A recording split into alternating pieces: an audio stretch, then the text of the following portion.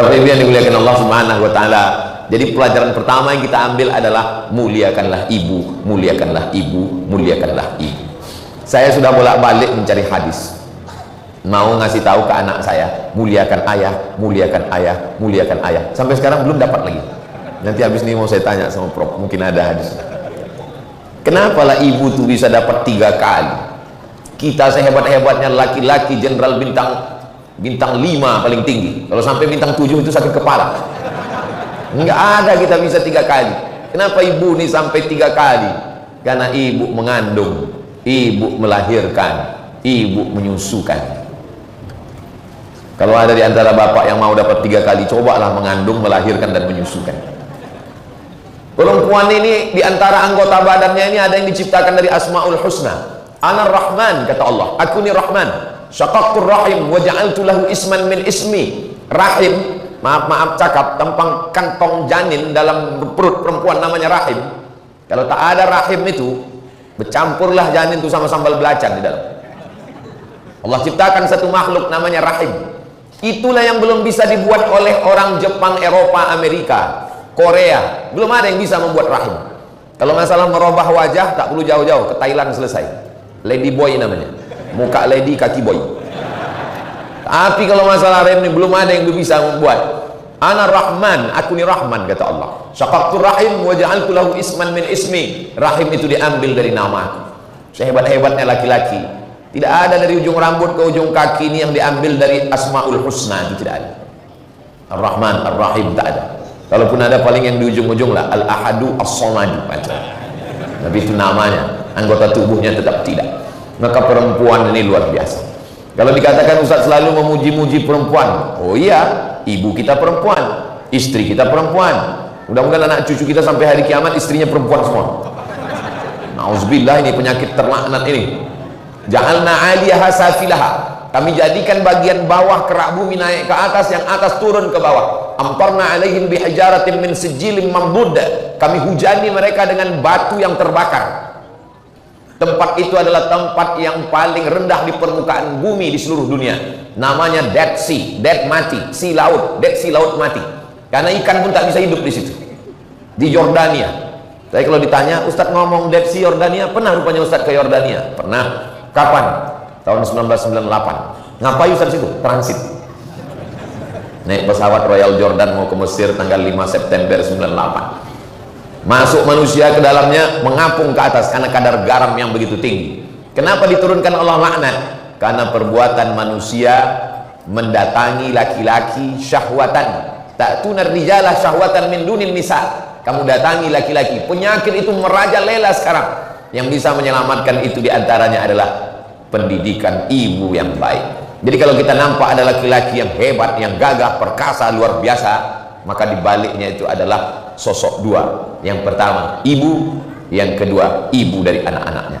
Kalau tak percaya Bapak Ibu adik-adik sekalian, selesai acara ini datangi Abah Haji Alim, datangi Profesor Said Agil Munawar, datang ke Pak PJ, tanya, kalian ini hebat-hebat, sukses, siapa di belakang kalian?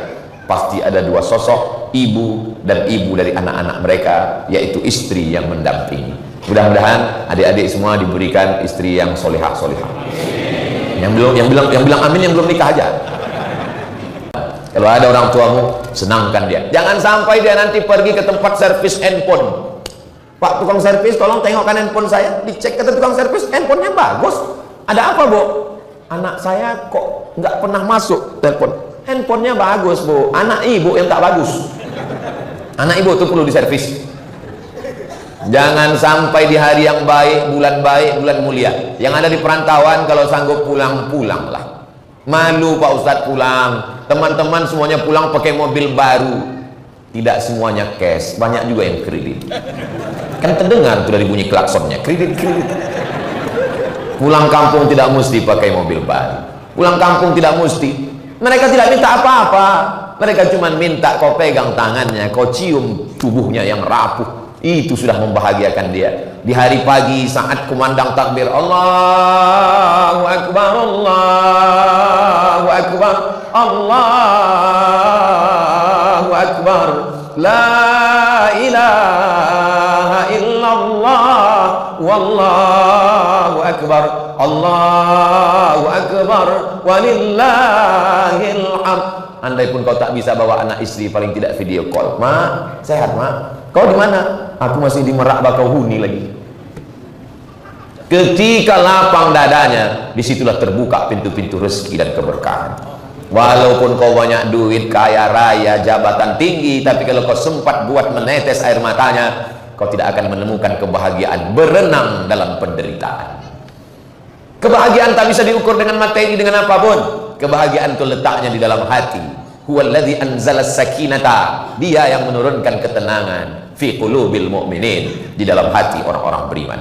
Jadi kalau kita yakin bahwa Ramadan ini, kita anggap ini Ramadan terakhir. Kalau seandainya masih ada bulan Ramadan lagi tahun depan, panjang umur sehat badan, kita berjumpa lagi insyaallah. Tapi andai pun tidak, siapalah yang menduga menebak bahwa Ramadan tahun ini Sayyidi Al-Habib Mahdi bin Syihab yang membawa saya ke Palembang, yang membawa saya ke Bangka Belitung, yang membawa saya kemari, yang membawa saya ke Benteng Kuta Besak, rupanya di Ramadan ini tak ada lagi bersama kita. Siapa yang menduga? Siapa yang menebak waktu tahun lalu waktu kita di sini? Tak ada. Apa yang bisa saya lakukan hari ini? Saya cuma bisa datang ke makamnya tadi. Tadi kami sampai dari Belitung, langsung dari airport ke makam beliau. Habis itu sebelum ke rumah Abah Haji Alim, saya ke rumah beliau, ke rumah ibunda. Cuma itu yang bisa dilakukan, tak lebih daripada itu. Hidup hanya sepotong kenangan, secuil kenangan yang ada dalam pikiran saya tentang Habib Mahdi selalu kehilangan. Dulu kalau kami di mobil, tak pernah ada kosong. Dia selalu nasyid, dia munsyid, suaranya Masya Allah. Bahibbak wa baridak atmanna busidak. Meleleh air mata hari ini suara kita, suara dia tak lagi. Nanti kita pergi Ustaz Somad, kita akan ke Belitung, kita menengok pantainya yang cantik. Semalam tegaklah saya menengok pantai itu. Tak cantik lagi pantai ini Habib. Rupanya baru saya paham, cantik dan tak cantik itu bukan lautnya, bukan pantainya, tapi bersama siapa.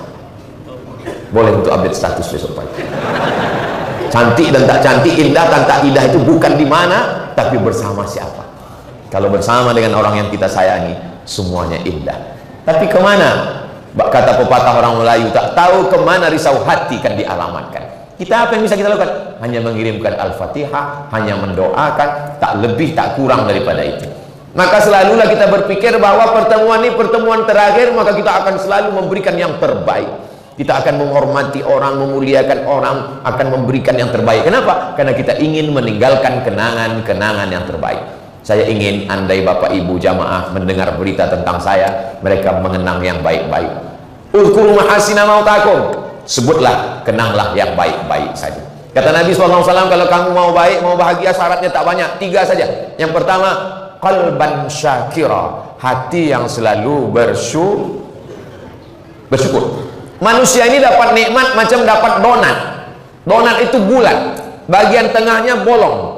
Orang yang dapat nikmat itu terbagi kepada 2. Yang pertama menengok donatnya. Apa kata dia? Alhamdulillah dapat donat. Yang satu lagi menengok bolongnya. Apa kata dia? Kenapalah tak diisi tepung juga yang bagian tengah. Selalu aja nikmat itu kurang. Makanya kata Nabi, iyyakum wal faqral hadir. Hati-hati kamu kena penyakit al-faqra, kurang. Asyaitanu ya'idukumul faqra. Setan selalu membisikkan kau kurang. Kurang nikmat, kurang baik, kurang layak, kurang mulia, kurang. Jadi kalau ada orang yang selalu kurang, itu digoda setan. Tapi setan kan diikat sekarang. Kata Syekh Muhammad Mutawalli Asy-Sya'rawi, di antara makna wasufi dan asyayatin, setan diikat di belenggu supaya manusia itu sadar dan tidak menyalah-nyalahkan setan. Ini sekarang kan banyak sekali, suami tak sholat, salah setan. Suami dilarikan pelakor, salah setan. Suami nakal, main slot, salah setan. Dipanggil Ustadz baca ruqyah. Pas di ruqyah kata setan, aku tak ada mengganggu. Laki kau lebih setan dari aku lagi, kata dia. Aku diikat sebulan, kata setan. Jadi kita ini sedang ditunjuk bahwa kita ini yang jahat sesungguhnya, menunjukkan kejahatan kita yang luar biasa. Jadi maka Allah SWT mau kita ini punya hati yang bersyukur. Islam ini tidak menyuruh kita belajar teori, lapar menurut etimologi, lapar menurut terminologi, lapar menurut bahasa, lapar lughatan, lapar wastilahan. Nah, Islam itu langsung praktek, tahan makan, tahan minum. Udah kau rasakan, udah itulah lapar itu. Tapi lapar fakir miskin itu ada batasnya. Batasnya azan maghrib. Allahu Akbar, Allahu Akbar. Selesai. Memang sekarang ini semua azan bunyi azan maghrib. Azan Jumat pun macam azan maghrib. Lapar mereka ada batasnya. Lapar kita asal azan maghrib selesai. Mereka hari ini lapar, besok lapar. Puncak daripada puasa adalah merasakan perasaan orang lain. La yu'minu ahadukum, kamu belum beriman hatta yuhibba li akhi, sampai kau sayang kepada saudaramu ma yuhibbu li nafsi, sayang pada diri sendiri.